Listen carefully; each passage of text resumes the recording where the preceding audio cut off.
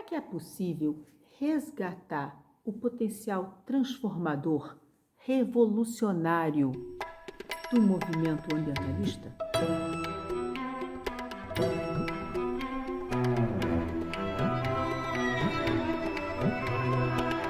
Bem-vindos ao 12º episódio da série A Pandemia Nossa de Cada Dia.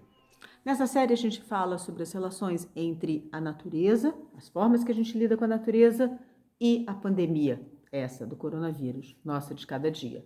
E nesses episódios a gente aceitou o desafio da Rainha Branca de Alice no País das Maravilhas, de Alice através do espelho, que desafia a Alice a pensar em 6 coisas impossíveis antes do café da manhã. A gente não vai fazer isso antes do café da manhã, porque senão a gente vai morrer de fome. Mas a ideia, então, é pensar em 6 coisas impossíveis, mas que podem se tornar possíveis. E se tornarem possíveis, elas transformarão o futuro pós-pandêmico. O futuro pós-pandêmico vai ser melhor. E uma dessas coisas é resgatar esse potencial que o ambientalismo tinha, um potencial transformador.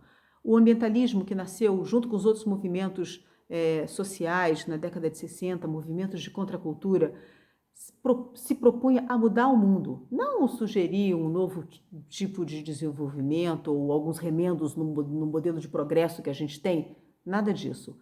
Ele se propunha a gerar uma nova alternativa, uma alternativa ao desenvolvimento, ao reconhecer que esse desenvolvimento que a gente tem, essa modernidade que a gente tem, é parte do projeto colonial, é racista, é discriminadora, é preconceituosa. A gente precisa de uma alternativa ao desenvolvimento. E é isso que o ambientalismo originalmente propunha. O livro da Rachel Carson, A Primavera Silenciosa, de 1962, foi um grande marco, porque ao mostrar que os agrotóxicos que estavam fazendo a felicidade da indústria e dos químicos e do agronegócio da época podiam causar grandes danos para a natureza, mostrou que a gente estava falando de alguma coisa que podia ter, de fato, efeitos nefastos se continuássemos na mesma toada. Depois, na década de 70, no começo da década de 70, o relatório Meadows, que depois ficou consolidado no livro que chama Os Limites do Crescimento, foi feito por uns pesquisadores da universidade, do Instituto de Tecnologia de Massachusetts, o MIT, que é super famoso, que dizia que há limites para o crescimento econômico infinito é impossível e ele vai ter, claro, tem um potencial catastrófico para a natureza. E então esse relatório pintava, fazia prognósticos bastante catastróficos se a gente continuasse na mesma toada de desenvolvimento. Mas depois houve um esforço, como sempre há, né, nesse nosso modelo, nessa nossa sociedade, nessa civilização que a gente vive, tudo é meio que capturado pelo modelo vigente. Então houve sim uma captura, uma cooptação do ambientalismo. E aí, com essa ideia de que deveria haver uma conciliação entre o desenvolvimento a qualquer preço, desse jeito que a gente sabe como é, e a conservação da natureza, nasceu essa ideia de desenvolvimento sustentável.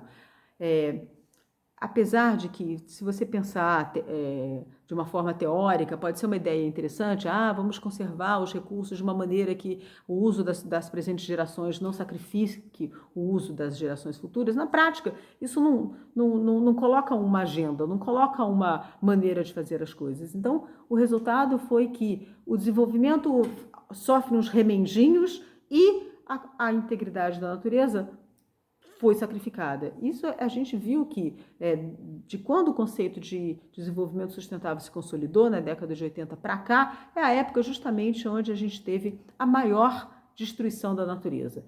Então, é preciso a gente entender que essa não é a conciliação possível, não é o desenvolvimento industrial, tecnológico e econômico faz uns remendinhos e um abraço. Tem que ser a conservação da natureza é inegociável e aí as coisas que devem se adaptar em volta, em torno dessa ideia. Para isso, então, a gente precisa mudar o referencial. O referencial tem que ser a integridade da natureza. E entendido que esse modelo que a gente tem de desenvolvimento é um modelo colonial, é um modelo racista. Não é esse desenvolvimento que todas as pessoas do planeta querem. Mas muitos foram levados a acreditar que é isso que a gente quer. Tanto é que a gente mal consegue pensar num outro mundo. É preciso também, para a gente resgatar esse potencial transformador do ambientalismo, entender quem é responsável, de fato, pela destruição do meio ambiente, da natureza. Quer dizer, não adianta você ficar convencendo todas as criancinhas do mundo a escovar o dente com a torneira fechada, enquanto, na verdade, a agricultura desperdiça água loucamente, enquanto a malha urbana desperdiça água, perde água na distribuição. Quer dizer, é preciso entender que os responsáveis é que devem mudar de atitude. É claro que é importante escovar o dente com a torneira fechada, até mesmo para você entender o que significa um excessivo e um desperdício de consumo de água. Mas não é isso. Não é isso que faz a diferença. E a gente está nessa situação onde a gente, de fato, precisa fazer a diferença. Se a gente não entender também que o conhecimento, os outros conhecimentos, esse mundo plural que existe, com conhecimento dos povos indígenas, dos povos originários, das comunidades rurais, das comunidades locais, é fundamental para pensar em novas alternativas. A gente vai ficar para sempre refém de uma modernidade que ela não é evidentemente para todos, porque é impossível que ela seja, porque para alguns terem o que tem, outros precisam não ter nada, mas não só por isso, mas porque, de fato, talvez ela não seja o melhor caminho. A gente precisa mais clareza sobre para onde a gente quer ir. É muito importante. Na Alice no País das Maravilhas, tem um momento que a Alice encontra o gato. E aí ela pergunta para o gato assim, como é que eu faço? Que caminho eu pego para sair daqui? E aí o gato responde para ela, bom, mas depende para onde você quer ir. E a Alice diz, pouco me importa. E aí o gato diz para ela o que é a verdade.